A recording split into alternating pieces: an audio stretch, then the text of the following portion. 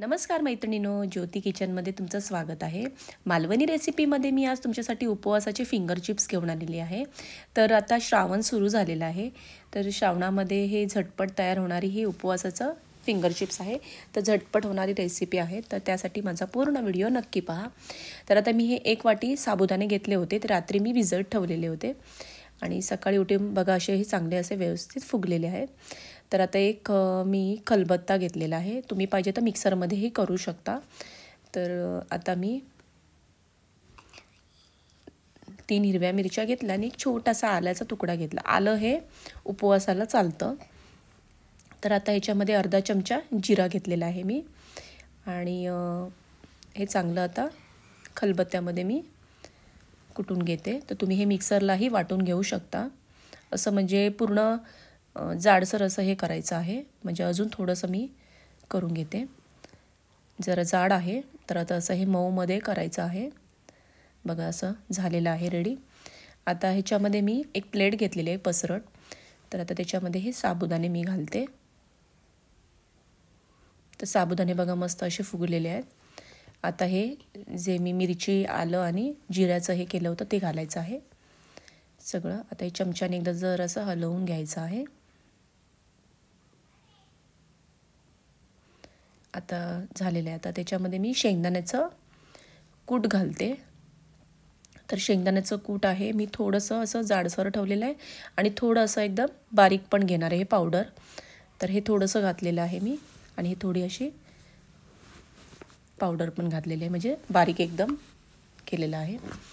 आता हा बटाटा घेतलेला आहे. 2 बटाटे होते ते चांगले उकडवून त्याला अशी मी मॅश करून घेतलेले आहेत आणि चवीनुसार मीठ आणि 1 चमचा साखर घालायची आहे. याच्यात कोथिंबीर, कढीपत्ता हे घातलेलं नाही कारण हे उपवासाला चालत नाही म्हणून मी नाही घातलेलं आहे. तर आता हे सगळं मी हाताने सगळं असं मॅश करून घेते. आता हे सगळं मॅश करून घ्यायचं. जरासं तुम्हाला वाटलं तर पाण्याचा हात लावायचा, पाणी थोडंसं हाताला लावायचं आणि असं हे पिठासारखं मळून घ्यायचं आहे. आता हे झालेलं आहे. तर आता एक मी पिशवी घेतलेली आहे. तुमच्याकडे असेल तर बघा, नाहीतर मग दुधाची पिशवी चालू शकता, तेलाचीही पिशवी चालेल किंवा तुम्ही हातानेही करू शकता. पण आता ह्यानी कसं झटपट होणार आहे म्हणून मी हे सगळं असं एकदाच भरून घेते. हे असं भरून घ्यायचं आहे त्याच्यात.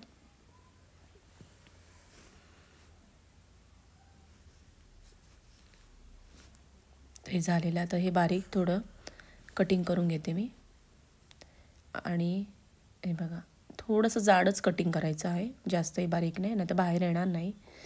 आता हे असं लांब लांब कापून घ्यायचे आहेत. कैचीचा वापर केला तरी चालेल किंवा हाताने हे केला तरी चालेल. हे असे फिंगर चिप्स करून घ्यायचे आहे. दिसायलाही खूप छान वाटतात, मुलंही आवडीने खाऊ शकतात. आणि हे मेनवरता आपले साबुदाणे वडे भाजायला जरा वेळ लागतो. हे झटपट असं होऊन जातं, म्हणजे लवकर, म्हणजे जास्त वेळ पण लागत नाही. आतूनही व्यवस्थित असे भाजले जातात आहे. तर आता हे होतं.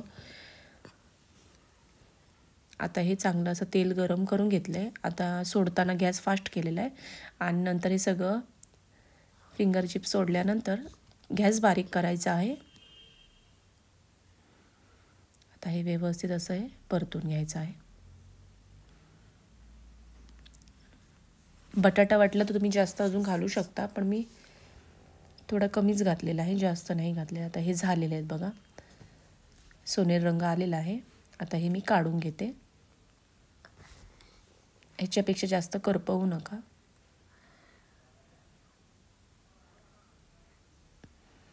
आता हे दुसरे पण मी असेच पाडून घेतलेले आहेत. तुम्ही पाहिजे तर हाताने पण असे करू शकता, हाताने लांब लांब. आता हे व्यवस्थित असे परतून घेतलेले आहेत. आता हे पण रेडी आहेत, झालेले आहेत. तर आता हे पण मी काढून घेते.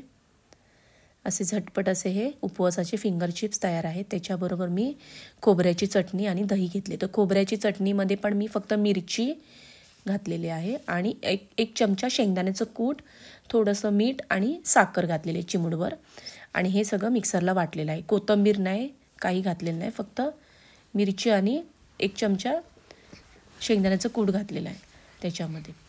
आणि बघा असं हे वरून क्रिस्पी, आतून असे मऊ आहेत आणि खूप टेस्टी पण आहेत आणि चांगले असे शिजलेले पण आहेत. तर हे झटपट फिंगर चिप्स तयार आहेत. नक्की तुम्हाला आवडले असेल तर नक्की एकदा ट्राय करा, बनवून पहा. आणि माझा पूर्ण व्हिडिओ बघितल्याबद्दल धन्यवाद. आणि माझ्या चॅनल लाईक, शेअर आणि सबस्क्राईब करा.